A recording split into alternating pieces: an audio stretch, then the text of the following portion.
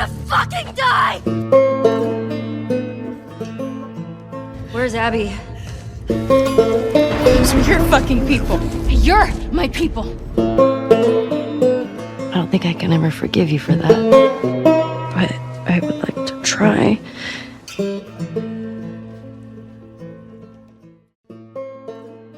Welcome back. Ellie is about to embark on her second day in Seattle, which will take her from a quaint suburban neighbourhood crawling with heavily armed soldiers to a hospital basement full of spores and clickers and morally dubious choices. When this day begins, Ellie's humanity is more or less intact, but by the end of it, there won't be much of it left. So let's dive into Ellie's dark day of the soul.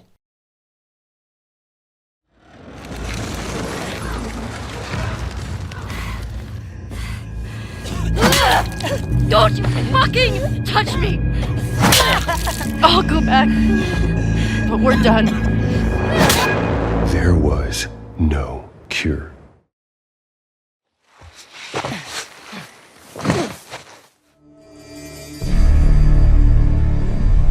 What the hell are you doing here?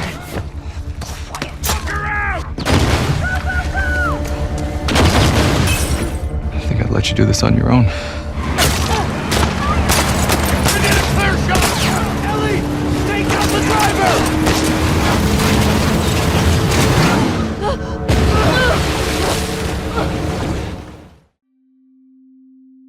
Ellie wakes up in the theatre, having fallen asleep fondly remembering her trip to the museum with Joel, and follows the sound of radio crackle to the office upstairs, where Dina is vomiting into a bucket. She's too sick to go back out, but she still wants to help any way she can. She's got the radio working, and she's marked up the map with all the WLF intel she's intercepted. She's the furthest thing from a burden. It's telling of how close Ellie and Dina are that Ellie would go and sit right next to Dina in her bucket after she's been throwing up all morning. Ellie wants to apologise for the way she treated Dina last night, but she can't find the words. Last night was stupid. This is similar to Joel. He could never muster up the right thing to say. Look, Bill, about your buddy back there, that's a tough deal. But Dina gets it. She knows Ellie well enough to know what she's trying to say, and she appreciates the effort. They suddenly hear a lot of radio buzz about a lone male trespasser and assume it must be Tommy, but they're actually talking about someone else. What the hell are you doing here? Dina makes an educated guess on the location the wolves are discussing in code, Hillcrest. I guess it's somewhere in this neighborhood. Ah, Hillcrest, the friendliest, most welcoming American neighborhood since Silent Hill. Dina gets all her gear ready to head out, but it's clear that she's not well enough to face another day of fighting wolves, so Ellie encourages her to sit this one out. But before Ellie leaves, Dina gives her a bracelet for good luck. I don't believe in luck. I do. The bracelet bears the image of a hamster, a palm-shaped amulet, also known as the Hand of Fatima, symbolizing luck and protection. This is another connection to Dina's Jewish heritage, and it gives Ellie another totem to represent someone she loves. Joel wore his broken watch to remember Sarah, which Ellie now uses to remember Joel, and she also wears the rocket pin from the museum and carries Joel's revolver as a kind of passing the torch ritual. Now she has Dina's bracelet to forever connect her to the woman she loves. Ellie goes to Hillcrest, ostensibly to find Tommy, and follows the sound of gunfire into the suburbs. On her way towards this distant gunplay, there's an open-worldy bit where you can explore a few buildings. This is where the saga of Boris Legasov begins. Boris's story is the most captivating chain of letters since Ish's adventure through the sewers in part 1. In a basement, you find a child's drawing of her dad, dubbed the best clicker killer in the whole QZ, proudly holding his bow and standing on a pile of infected bodies riddled with his arrows. There's an archery trophy on a nearby shelf, so you start to piece together who this guy was. He was a master archer who became the hero of his community by using those skills to protect everyone from the infected. Boris was a revered gunslinger, like Shane, celebrated for his righteous violence. But as you move through the neighborhood and find more evidence, you learn that Boris took a dark turn. After his daughter was executed by the WLF for creating protest art against them, Boris snapped. His neighbors wanted to comply with the wolves' orders to avoid a similar fate, but Boris wanted to wage war against the WLF. Boris killed an entire WLF patrol single-handedly. You can find their jeep, upon which Boris wrote, "Come get me." When Ellie finds a locked garage full of infected, she learns that when Boris found out his neighbors were planning to turn him in to the WLF, he drugged them, dragged them into that garage full of spores, and left them to turn. But before Boris could leave, his best friend Yuli came to and bit him. A bit further down the road, while she's snooping around an abandoned house, Ellie finds one last note written by Boris. Succumbing to his infection, he could already feel himself losing his mind. He apologizes to his friend Yolanda, who'd left him to look after her dog Alfie, for not being able to keep his promise. Ellie ends up being attacked by a now infected Boris, who's since turned into a stalker. Get off me! This highlights what makes these stories inside the story so uniquely haunting. Much like Ish's story from part 1, we come along and learn about these people and their struggles long after they've all either died or gotten infected. It colours the whole story with an extra layer of tragedy and dread. Boris's tale isn't just a captivating story within a story, it's also a reflection of Ellie's story. That's the one who killed him. After the person Boris loved the most was killed by wolves, he snapped and went down a dark, violent, vengeful path that eventually turned all his surviving friends against him. That's exactly what Ellie goes through in this story. She pursues revenge for Joel's death, and everyone she loves gradually grows to see her as a monster. Ellie takes Boris's bow, the bow he used to cause all this death and destruction, and the cycle of violence continues. Ellie hops over a fence and suddenly finds herself right in the shit. Hey! Dog's picked up something down the hill. Think he's down there. Hillcrest is swarming with wolves and their attack dogs, and you have to sneak through several densely packed streets in order to get to the sweet, sweet respite of a cutscene. This is one of the most epic and unpredictable encounters in the entire game. It's beautifully designed, and there are 1,000,001 ways to tackle it. Unless you're playing on light difficulty, this is bound to be a stressful experience. And if you're playing on grounded, it's practically impossible. Every time I've tried to stealth my way through these houses, I've ended up just going on a Rambo-style rampage and legging it to the safety of the cutscene. When Ellie gets grabbed, she thinks she's been captured by the WLF, but then she realizes she's in safe hands. She turns around to see the lone male trespasser all that radio chatter was about, Jesse. I think I'd let you do this on your own. He's come all the way from Jackson by himself just to help his ex-girlfriend and her new partner. Talk about a good fucking guy. This moment is a point of contention for a lot of fans. When the first marketing materials for The Last of Us Part 2 came out, eagle-eyed audiences quickly deduced that the crux of the story was Ellie seeking revenge for Joel's death. To throw these people off the scent, Naughty Dog released a trailer featuring this scene, except they swapped out Jesse for Joel, so it looked like Joel would make it to this point in the game. What the hell are you doing here? You think I'd let you do this on your own? I'm a latecomer to this franchise, so I wasn't following the trailers and announcements at the time, but a lot of people were pissed off by this fake-out. Neil Druckmann has since said that he regrets deceiving the audience like this. The intention was good to protect the story, but the way he went about it was sneaky. Either way, it's another great escalation of the main conflict. When Ellie and Dina left for Seattle, it seemed that the only life Ellie was endangering besides her own was Dina's, and she even gave Dina the option to stay in Jackson. But now, her quest for revenge is endangering the lives of Dina's unborn baby, Tommy, and Jesse too. Jesse asks after Dina, Where's Dina? to make sure the reason Ellie's alone isn't because Dina was killed, She's safe. and assures Ellie he has a plan to escape Hillcrest. But his grand master plan is simply to steal one of the WLF's cars and drive away. That's your plan. We need to get some distance. This high-octane escape is an awesome set piece. It's absolutely thrilling, immersive, edge-of-your-seat action gameplay. For the most part, The Last of Us is a gritty, grounded alternative to Naughty Dog's other action-adventure franchise. But this is pure Uncharted-style blockbuster gaming. When they get back to the theater, Jesse and Dina have a heartwarming reunion. Oh my god. Jesse. Hey, Dina. Oh, hey. Jesse asks about Dina's illness, but she vaguely tells him it's a stomach thing to avoid the difficult conversation that will ensue when she reveals she's pregnant with his child. It's touching to see how happy they are to see each other after their amicable breakup. They might not be in love anymore, but they still love each other and care about each other. Ellie feels like a third wheel. Jesse and Dina have a whole history without her, so she leaves them alone and retreats back into flashback land, where she continues her probing post-mortem on the ups and downs of her complicated relationship with Joel. I see you haven't gotten around to changing the string yet. Well, there's that music store down there. I bet they got guitar stuff. I mean, that area's long overdue for a sweep anyway. We traveled across the entire country to bring me to the Fireflies. Is now really the time for this? Why did you pull me out of there while I was still unconscious? I know you wish things were different. I wish things were different. But they ain't. As Ellie leaves Dina and Jesse alone to catch up, we get another flashback with Joel. I can't express how pleasantly surprised I was to get all this extra Joel and Ellie stuff. When I first played the game, after Joel was killed, I thought that was it. But here we get another little standalone Joel and Ellie adventure like the birthday gift. This one is just as touching, but it also has a lot more action. 2 years before the Seattle ordeal, we pick up with Tommy giving Ellie a sniping lesson in Jackson. This is a fun gameplay exercise. You figure out how to compensate for the bullet drop and pick off infected at long range, but it also sets up a huge Tommy reveal later down the line. It's very important to remember that Tommy is a gifted marksman. I love to see Tommy as an uncle or secondary father figure to Ellie. He's come to care for Ellie just as much as Joel does, and he wants to help and support her any way he can, just like Joel. But Tommy has more emotional intelligence than Joel. Joel is oblivious to a lot of Ellie's non-verbal communication, but Tommy can tell when something's up. What's going on?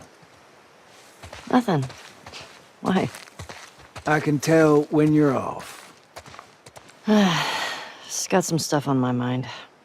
Finding strings is a little darker and less rose-tinted than the birthday gift. There's more of a visible rift between Joel and Ellie. Tommy notices Ellie's acting strange. She seems distracted, like she's a million miles away, and she hasn't really been talking to Joel. Tommy tells Ellie that Joel's worried about her, and encourages her to speak to him and tell him what's going on. I'm not supposed to say anything, but Joel's worried about you. There's nothing to worry about. Well, I'm sure there isn't. But if you don't talk to him, he's gonna think something's wrong.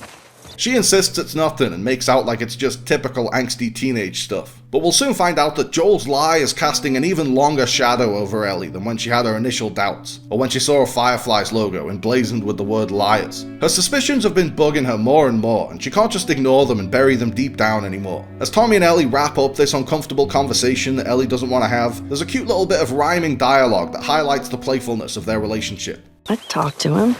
Well, you have to do more than hi and bye. Okay, I will try. Ellie and Tommy go into the ski lodge to see Joel. Joel is plucking away on Ellie's guitar and tells her the strings need replacing. This guitar is the gift he gave her at the beginning of the game. It's the most meaningful thing he ever passed on to her. Not just the instrument itself, but this shared musical passion. And it breaks his heart that she's not taking care of it. Tommy suggests they go to a nearby music shop and get some new strings, making this the second crucial sequence in the game to involve a music shop. Ellie doesn't want to go alone, so she asks Tommy to come. But Tommy is encouraging some alone time so Ellie and Joel can work through their problems. He's a great mediator between the two, and an expert peacekeeper. I love Tommy's little shit-eating grin as he kicks back and strums the guitar. He knows exactly what he's doing. And that's our cue. Ellie reluctantly goes with Joel and rides to the music shop. On the way, as they make idle chit-chat, we start to see that Joel's overprotectiveness is bothering Ellie, but he's also making painstaking efforts to reach out to her and connect with her as she drifts further and further away. He's even been reading Savage Starlight comics just to have something to talk to her about. Did you like him? Well, you know what? It's not really my cup of tea, but Dr. Danielle Starr, I mean, she's pretty... She's a savage. Jesse has recommended Ellie for paired patrols, but Joel still thinks she's too young. Ellie protests that she's a better shot than almost anyone else in Jackson, which Joel has to agree with, so they compromise. She can go out on paired patrols, but she'll start out with the shorter routes and see how that goes before taking on more dangerous assignments. You think you're ready. I trust you. Okay. Thanks. This whole back and forth is a perfect example of a protective parent clashing with a teenager who wants independence. As a crucial chapter of this story and a key stepping stone in Ellie's emotional journey to reckon with her grief, Finding Strings highlights Joel's worst qualities as a dad. He's overbearing and overprotective to the point that Ellie feels suffocated and alienated. And worst of all, he broke his kid's trust, the cardinal sin for any parent. When they hop off their horses and climb over a trailer to get a better look at their destination, Joel asks if Ellie needs a leg up, but she doesn't. You need a boost? I got it. This is another heartbreaking sign that Ellie doesn't need Joel anymore. In part 1, we had to give her a million boosts. She couldn't climb over anything herself. And now she's all grown up. As Ellie gets onto the trailer, she sees that they can't get straight to the music shop, so they have to cut through a hotel that's been boarded up. A dubious sign that things aren't exactly fine and dandy within the walls of this dilapidated inn. No sooner have they gotten into the hotel than they find themselves surrounded by pesky spores. Ellie, here. I think I see a way through, but we got spores. Put your mask on. Do I have to? It's just us. Ellie doesn't want to bother with her gas mask since it's just the two of them, but Joel makes her put it on in case they run into someone. He's dead serious about hiding her immunity. He makes sure she hasn't told Jesse or Dina, which at that time she hasn't, because he doesn't want anyone else getting ideas about creating a cure from her brain and killing her to do it. This trepidation reinforces Ellie's doubts about Joel's story, because part of his lie was that there are dozens of immune people out there. If there are so many of them, why does she need to keep her immunity a secret? They find an old corpse, and Ellie wonders if it's someone from Jackson, but Joel says the only people who've gone missing from Jackson are 2 teenagers who ran away last year. This plants a seed that'll be paid off later on. As they climb through a gap in the wall, they find out why the building has been boarded up. It's swarming with infected. After a near miss with a few dozen infected, they give up on getting the strings and just want to make it out of there with their lives. But now, the only way out is further in. Joel and Ellie squeeze through the space between the walls in the hope of getting somewhere useful. It's a great suspense sequence building up to a horrifying jump scare. When Ellie accidentally breaks a pipe and makes a loud noise, a bloater rips her out of the wall.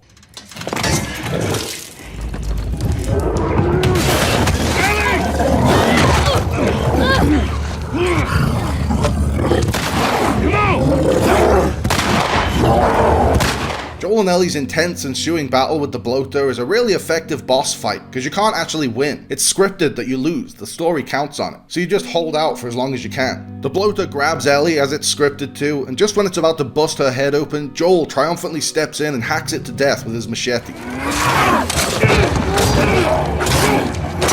This near-death experience at the hands of a bloater illustrates how desperately the world needed a cure, but it also illustrates how far Joel will go to keep Ellie alive. When her life is in danger, he's capable of superhuman feats to save her. These are the two things that made Part 1's ending such a thought-provoking conundrum. Yes, this world needs a cure, but no, Joel won't let another daughter die on his watch. Joel and Ellie pick themselves up, dust themselves off, and keep plowing through the hotel. Joel thinks Ellie fancies Jesse, and when Ellie bluntly denies it, for reasons that are obvious to us but not to Joel, it's hilarious to see Joel insist that there's a spark between Ellie and Jesse when she doesn't even like boys. I hear the way Jesse talks about you. No, Jesse and I are just friends. No, I've got a pretty keen eye for these sort of things. Not so keen with this one. According to Ellie's journal, by this point she's already going out with her first real girlfriend, Kat. These journal entries contain a really moving passage about her first kiss with Kat. One night, Kat surprised Ellie with a kiss, and Ellie quickly pushed her off. Not because she was shy or uninterested, but because Kat was the first person she'd kissed after getting infected, and she didn't know what would happen. After the kiss, Ellie stayed up all night, paranoid that she'd passed on her infection. The anxiety is universally identifiable with the foibles of young love, but this particular predicament is unique to Ellie. One of the most romantic moments of her young life was undercut by her inexplicable medical condition. Most importantly, when Ellie is discussing her sexuality in her journal, she writes, "Everyone seems to know except Joel." It's so funny and feels so real that everyone has figured out Ellie is gay except the one guy who cares about her the most. It feels authentic to human nature that the old dad, despite his love and best intentions, would remain oblivious to his daughter's sexual awakening. Ellie writes, "Should I tell him? I don't know how he'd react." According to the TV show, he'd react very poorly. Joel, what the fuck? Exactly, what the fuck? But I don't think the Joel of the games would jump straight to homophobic, it's just a phase cliches. Drugs and tattoos and sex, experimenting with girls? It wasn't sex. And it wasn't a fucking experiment. We see from their chat on the porch at the very end of the game that he wants to be supportive. He might not fully understand the ins and outs of lesbianism, but he's all for it, and he wants Ellie to be happy more than anything else. I have no idea what that girl's intentions are, but I do know that she would be lucky to have you. On the way out of the hotel, Joel and Ellie find the bodies of the couple who ran away. They barely made it out of town before they were killed by a clicker. Only they were immune, right? Ellie can't keep her crippling doubts to herself any longer. A vaccine would have saved these kids from their tragic fate, so she finally confronts Joel about the lie. We traveled across the entire country to bring me to the Fireflies. She's clearly thought about it a lot because she comes out guns blazing. She has a lot of questions and points out all the inconsistencies in Joel's story right off the top of her head. Why did you pull me out of there while I was still unconscious?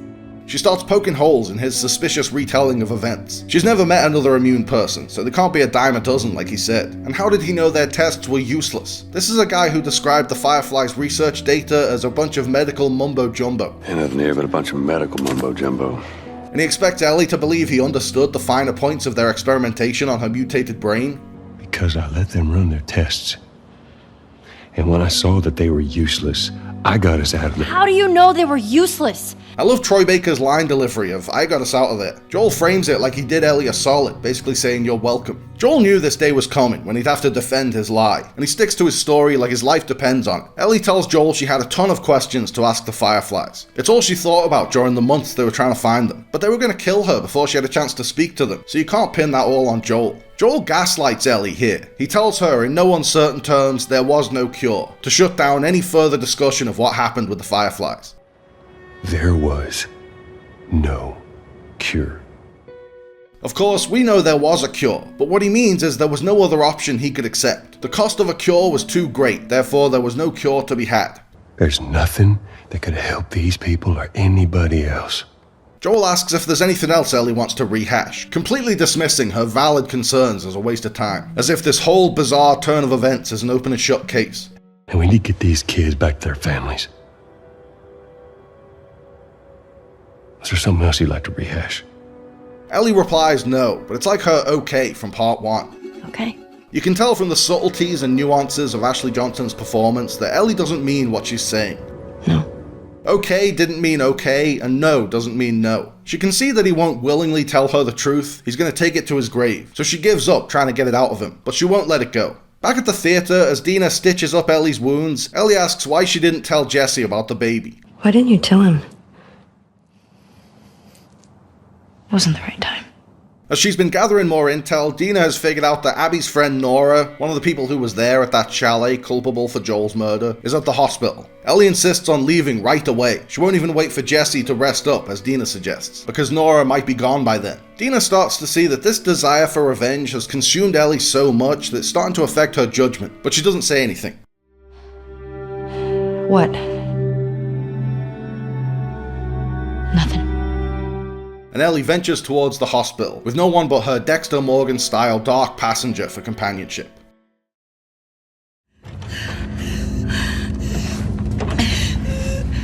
Where's Abby? I'm fucking dead anyway. Why would I tell you anything? Because I can make it quick. Or I can make it so much worse.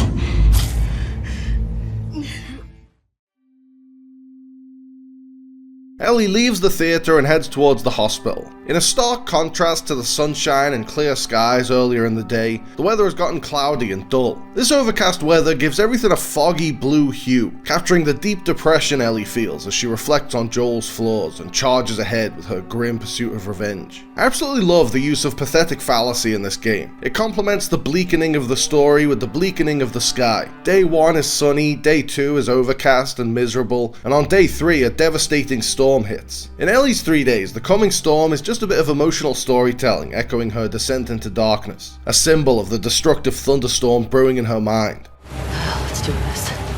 But when we see these days from Abby's perspective, that storm will become a key plot point. As usual, you ransack every building in sight for supplies, you come across a locked door, you climb in through the basement or off the roof of a nearby truck, you find a workbench, you go to upgrade your guns. It's all very typical, very mundane stuff, and then boom, jump scare. Just when you're picking which gun to upgrade like you've done 100 times before, you're attacked. As it turns out, you've unwittingly wandered into a safe house where a bunch of WLF deserters are hiding out.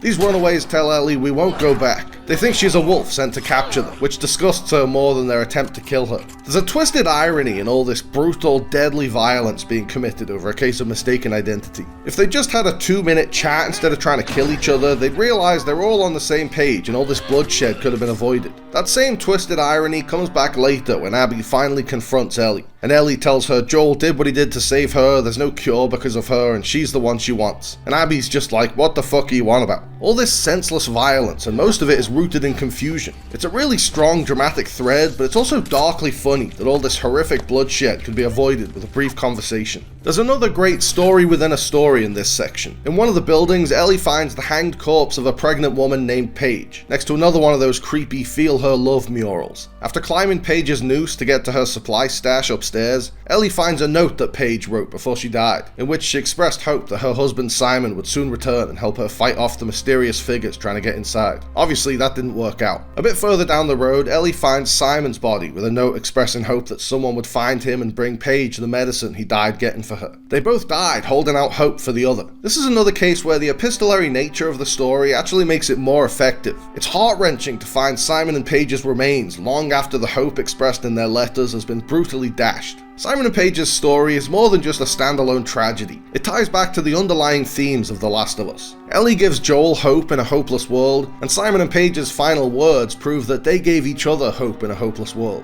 This epic post-apocalyptic saga is all about juxtaposing love against violence. Joel's undying fatherly love for Ellie drove him to massacre the Fireflies. Ellie's ruthless rampage through Seattle is all in the name of her love for her late father figure. Simon and Page's story hammers home that juxtaposition loud and clear. All they wanted was to be together and raise their child, but they got separated and slaughtered by the violence of this world. But this story within a story has a practical purpose too. Ellie's about to encounter the dreaded scars for the first time, and Simon and Page's deaths are prime examples of the threat posed by the Seraphites. Simon was shot by a Seraphite's arrow, and Page was executed by a Seraphite patrol. Simon and Page's love for each other transcended the conflict between the Wolves and the Seraphites, and their story helps to personalize this Seattle Civil War and highlights the devastating cost of a conflict of this scale. With the hospital in sight, Ellie cuts through an office building. I fucking hate this bit. The office is pitch black, it's crawling with stalkers, and you're facing it all alone.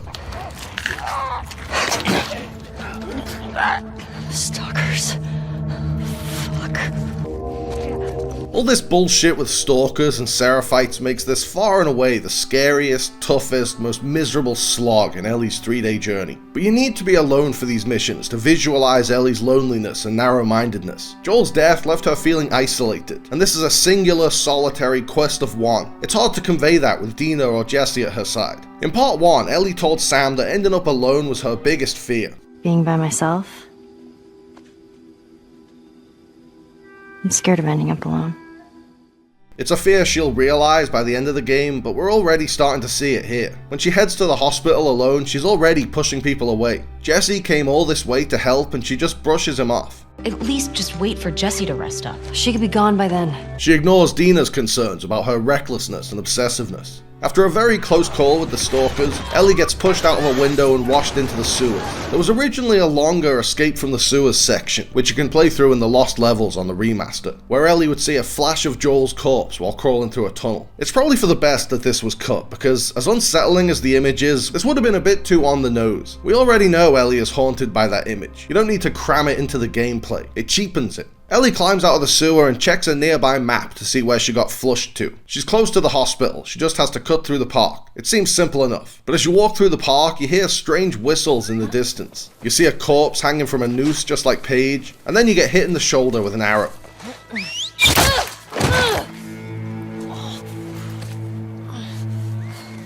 You're being hunted by the Seraphites, the religious cult that left all those murals and wooden prophet figurines, and killed our beloved Simon and Paige. You've wandered into a full-blown war zone. I love the use of war as the backdrop to this revenge story. It's set on the battlefields where blood is being spilled every day, but the hero's goals and motivations have nothing to do with the war. It's like The Good, the Bad and the Ugly, where Clint Eastwood is traversing the battlefields of the American Civil War with no skin in the game. He's just looking for some lost gold. It points to the absurdity of war, because they're not invested in the war. That absurdity is explored and deconstructed even further when Abby and Lev's story comes around, and two people from opposing sides of this war form a tight-knit ride-or-die bond. Ellie makes short work of the Seraphites and immediately deduces who they are. These must be the scars. Admiring their handiwork with the hanged heretics, Ellie mumbles that they'd better not have strung Nora up. Better not have strung Nora up. If the Seraphites had killed Nora, then Ellie wouldn't be able to interrogate her for Abby's location. But she also wouldn't have gotten to kill her herself. It's not enough that Nora is gruesomely murdered. Ellie has to be the one to do it. And in a few minutes, we'll see that at Ellie's hands, Nora will meet a fate much worse than hanging. Because I can make it quick. Or I can make it so much worse. As Ellie gets closer to the hospital, she stumbles across another Seraphite execution, and she actually gets to see this one. They don't just hang the wolves they catch, they gut them like a fish.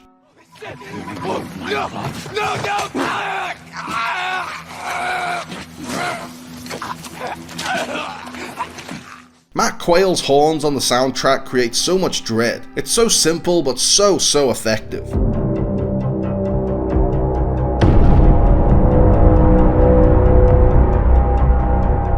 As you fight more and more Seraphites, you realise that not only is this other group that wants you dead just as big and brutal as the WLF, they also use totally different attack patterns. They don't use guns, so they strike silently, and they coordinate their efforts. The whistles are really eerie. At least we can hear the wolves strategize, they don't hide it in code. My hat goes off to Naughty Dog for developing two completely distinct, equally sophisticated enemy AIs, and that's on top of the infected AI. This ruthless encounter culminates in a boss fight. Just when you think you've found the door that will save you, you're thrown across the room by a hulking Seraphite brute.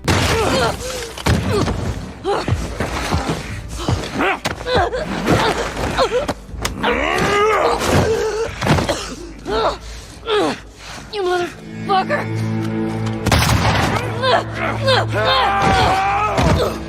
This boss is easy to beat on New Game Plus when you can just whip out the assault rifle, but it's not so easy on your first play when you're not expecting it. The Seraphite brutes are probably the least realistic part of the game. They're superhuman, they belong in the Society of Champions. As a player, it makes for some exciting combat, but as an audience member, you can only suspend your disbelief so far.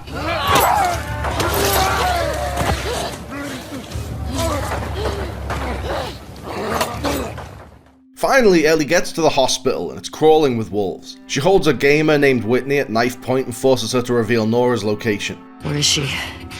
In the hospital. Where in the hospital? They're clearing out the upper floors. She's somewhere in there. After a brief struggle, Ellie stabs Whitney in the neck, watches her bleed out and says, "Fuck, that was dumb."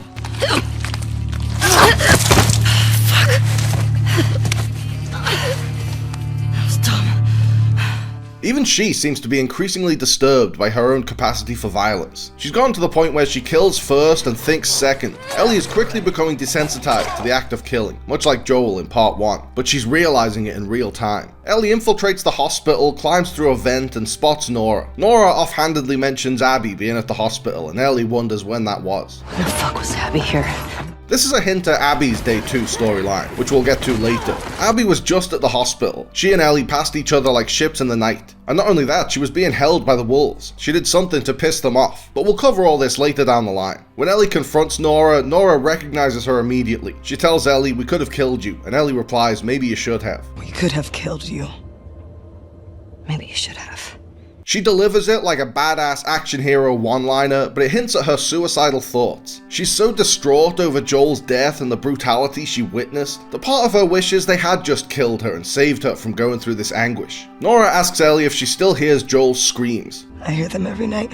Initially, it seems like she was also traumatized by it and maybe even regrets her part in it. In her voice, she sounds genuinely broken up, and then she reveals she's just bullshitting. Yeah, that little bitch got what he deserved.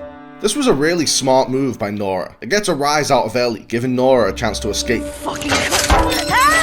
A chase ensues, and Ellie is undeterred by the many bullets flying in her direction. She keeps singularly focused on Nora. Ellie catches Nora at a dead end, then the pursuing wolves catch Ellie at the same dead end. Back up! Put your gun down! You can walk away from this, okay? I can— Shut the fuck up! Gun down! Hands up! Get back! Ellie spies another chance to use her superpower to get out of a jam as she drags Nora down to a lower floor full of spores.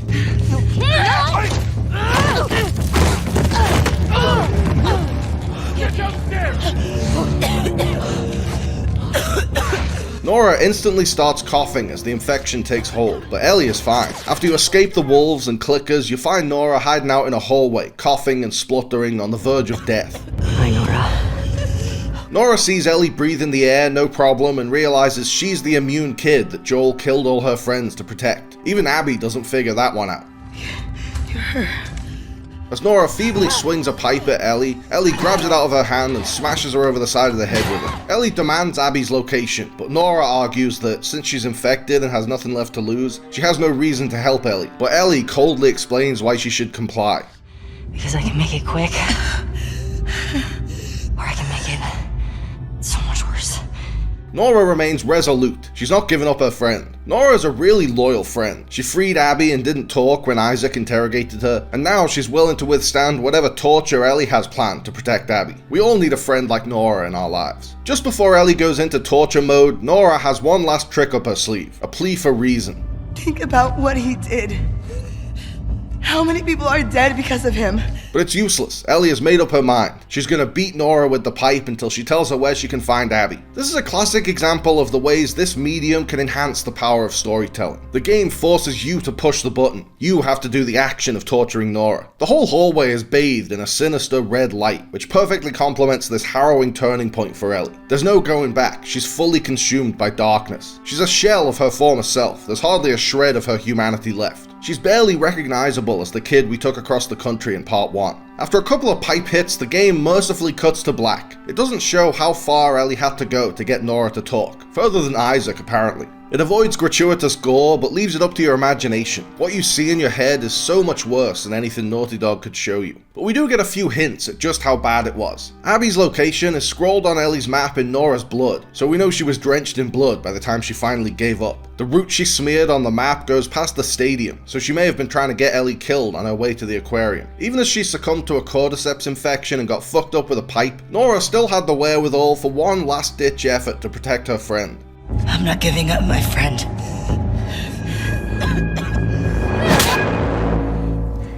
Back at the theatre, covered in blood, hands shaking, Ellie knocks on the door. After what she did to Nora, there's no turning back. It adds a dark new context to one of her best lines from part 1.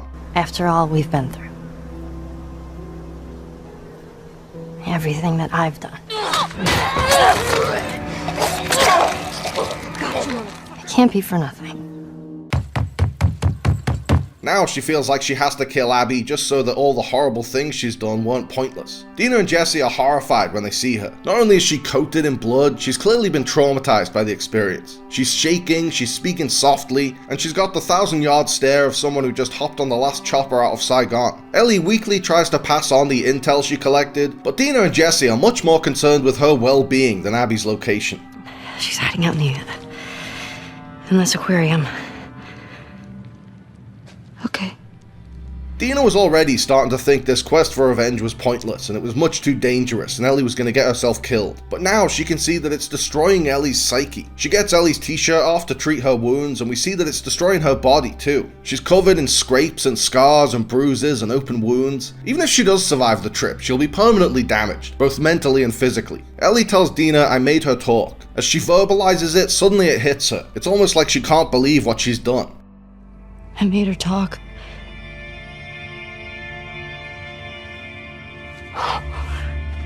Ashley Johnson plays the shock perfectly. The derealization, the dissociation, the shortness of breath. It's okay. Dina holds her and tells her it's okay. Ellie finally starts to recognize how much she needs Dina in her life, and how rapidly she's pushing her away. I don't want to lose you.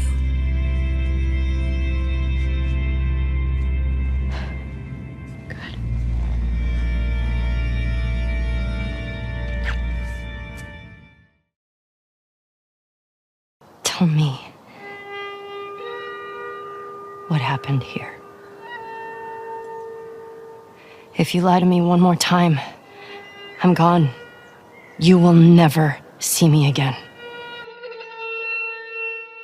As Ellie grapples with her latest trauma, we get one last flashback to a familiar location from the first game, St. Mary's Hospital in Salt Lake City. A caption tells us it's 2 years earlier, and we see Ellie searching the building for any trace of what really happened there. She's gotten sick of Joel's bald-faced lies, so she's run off on her own to get some answers. Like the last 2 flashbacks, this one is very strategically placed. It's not just that we're between Seattle days, so it's time for another flashback. There's a reason Ellie's being reminded of this particular memory at this particular moment. Massacring her way through a hospital undoubtedly reminded Ellie of Joel's own hospital massacre and the consequences of it. At this point, we don't know how much or how little Ellie actually knows. We know she had growing doubts about Joel's story, and we know she wasn't on speaking terms with him when he died, but this flashback fills in the missing piece. Ellie reaches the pediatric ward and wanders through some very familiar hallways. She searches the boxes left behind by the Fireflies for any sign of what happened. She finds a brain scan, doctor's notes, and an ambitious post-it about changing the course of history, but nothing concrete yet. Then she gets to that fateful operating room. There's a big blood smear on the floor where Jerry was killed, a permanent marker immortalizing Joel's callous misdeed. In one of the discarded bags, Ellie finds a tape recorder. On the tape, we hear Mel lamenting the fact that all hope for a cure is gone. She says even if we found her, or by some miracle found someone else that's immune, it'd make no difference. Ellie keeps replaying that part over and over again. Or by some miracle found someone else that's immune. These words instantly discredit Joel's claim that there were dozens of immune people, one of the main points of his cock and bull story. She still doesn't really know what happened, but she knows for sure that Joel isn't telling the truth. Ellie! Having tracked her all the way from Jackson, Joel finally finds Ellie. He's annoyed that she ran away, but he's relieved that she's alright. He gives her a hug, but she doesn't hug back. This is a very realistic portrayal of a kid who's angry with their parent. They don't reciprocate any kind of affection. As Ellie pushes Joel away, the ticking time bomb set off by the ending of part 1 finally explodes. Talk to me. You don't just leave me a goddamn note.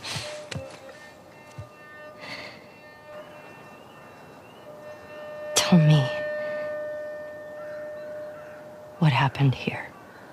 Ellie forces Joel to tell her the truth by threatening to leave and never come back. She promises she'll go back to Jackson with him if he just tells her the truth, whatever it is. Although her voice cracks on that part, so maybe she's not so sure she'll be able to get past it. I'll go back to Jackson.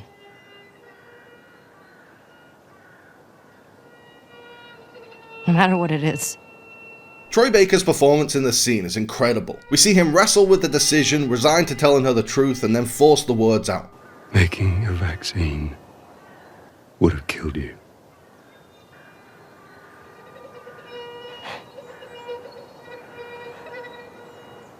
So I stopped them. Ashley Johnson's reaction is just as powerful. A million things hit her all at once. She could have saved the world and Joel stopped her. Every time she's asked him about it, he's lied to her face. All the horrors of part 1 really were for nothing, and it's all Joel's fault. She can't even stand. She buckles under the emotional strain.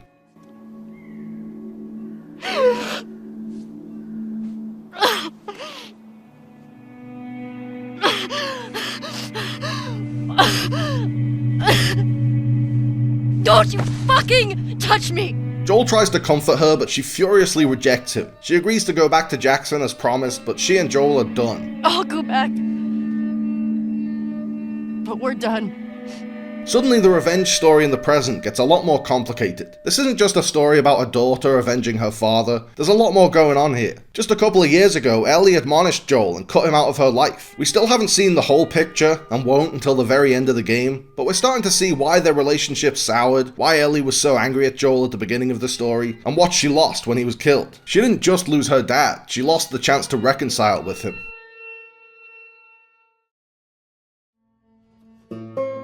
Anyway, that about wraps her up for day 2. Stay tuned for the shocking conclusion of Ellie's journey in Seattle day 3, when she'll head to the aquarium and get a lot more than she bargained for. Until then, keep finding something to fight for.